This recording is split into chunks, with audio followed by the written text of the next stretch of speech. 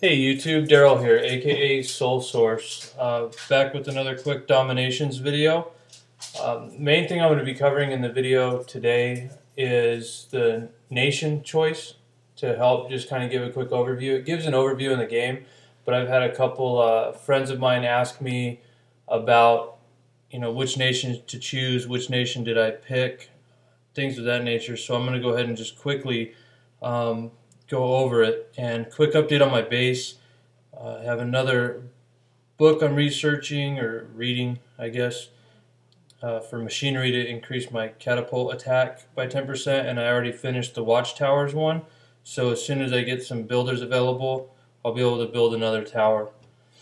So that's kind of cool. Other than that, I'm working on my barracks to level 4, which I have this one done. It is maxed until the medieval age, and then going to work on getting this one maxed tonight as well. I do have some crowns left over from the starter pack, which I purchased for $9.99. Came with 2 citizens, so 1 house, and then 1,200 crowns. And I'm going to go ahead and finish this market to level 5 to free up the 4 citizens to upgrade this barracks. That's pretty much it on my base. My blacksmith is pretty much maxed out for classical age. So it's moving rather quickly in the early stages of the game, as I had hoped, and start getting into some of the real muscle in that. So let's go into the choosing the right nation, basically. So you have 7 nations to choose from. You have the British, Chinese, French, Germans, Greeks, Japanese, and Romans. I'm going to go through it very quickly because I don't want to spend 20 minutes talking about each nation. I firmly believe by reading on the forum and learning about the game a little bit and the mechanics, it doesn't really matter which one you pick. But so I'll just quickly go over, basically we'll start with the British. So the nation's power, basically you're going to get more loot. So you get increased amount of loot from enemies. So there's like a loot bonus. I believe it's a low percentage, something like 5 or 10%. Unique unit is the long bowman. So instead of your archer, you basically get a longer ranged attack. Now, somebody like myself, I considered the British because I do all arch raids, in Champ League and Clash of Clans, and I thought maybe the higher range unit would be interesting. So the pros for it are it's good against garrisons and defenders because of the long range, and also just anybody who's going to play a lot, right? That's going to be able to take use of the ranged attack. Let's see. Let's go to Chinese. The Chinese basically get extra citizen and defenders, but you get 1 extra citizen, and pretty much everything in the game is 2 or more. So like your farms are all 2 citizens, and your caravans are all 2 citizens. The only thing that's really 1 citizen, things like bunnies, removing some smaller obstacles, but even like picking, the tree is 2, mining for gold, and the gold mine is 2. So pretty much you'd be able to get bunnies with your extra builder. Your extra citizen, excuse me. The unique unit for the Chinese is the Chuko Nu. Basically, it has a faster attack speed. So if you're in, and I think that's in place of the archer as well. So it's going to attack faster than other units. So I think if you want a little bit of offense, a little bit of defense, a little bit of growth, that China's a good one. But you're not really getting any one strong point with the Chinese. On to the French.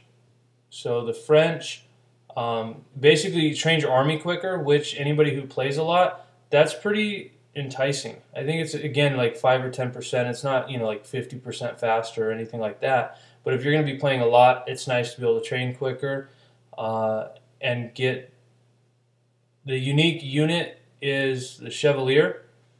So it's basically like this unit here for the Germans or everybody else, the horsemen. So it gets a lot more health. So if you're wanting to use, front runners to take all the damage, and then have your archers and range units and medics behind. The French might be a really good idea to get extra health for these units. And what else about the French? I think that's about it. I mean, the cavalry troop being stronger, and it trains troops fast. I'm kind of reading on the forum a little bit as well, because obviously I don't have all this stuff memorized. I haven't even been playing the game a week, and I don't plan on having it all memorized because I'm the Germans. That's all I really need to know. So, yeah, Germans next. So here's the reason I picked the Germans. Their nation power is quicker rally, so able to utilize the rally command more often during battles. It's being able to use it more often, but the charge where they get the speed boost. So like if you need to run to another area of the map to hurry up and get the 4th star or 3rd star or 5th star or whatever, or rush to deep inside the base to take down the town center to hurry up and secure the win because you're going to be short of 50%. It's twice as long. It's 100% longer. So, and then you can use it more often. So during a 3-minute battle, the cooldown is drastically reduced. So that was really compelling to me. I generally put a lot of time in attacking and raid a lot, and I wanted the fact that I can actually control my troops in battle. It was really exciting to be able to use that more often, as well as have it last longer when I do use it. The kind of the kiss that sealed the deal is the Vandal, the unique unit. So if you see my Vandals right now are heavy Vandals, and they're doing 149 DPS. There's a couple things. One, when I took it from Vandal to Heavy Vandal, it went up like 60 DPS on that one upgrade. And then I researched here, where was it? Increase, yeah. No, I don't know where it was. There we go. Increases Heavy Vandal attack by 10%. So it went from like 134, 135, something like that, to 149. So he just has a lot of health. And so that's why I picked Germany. So we're going to take a quick break from talking about nation choices and go look for a raid.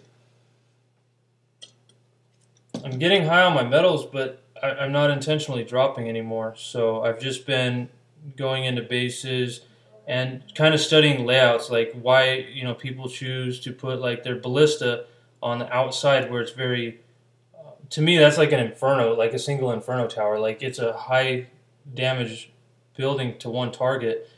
I want that a little bit more inside, but and then I look at things like the garrisons and the stables, where once you get within that radius, it's going to trigger basically like training troops inside or readying them to defend the base. Here, this wonder here actually generates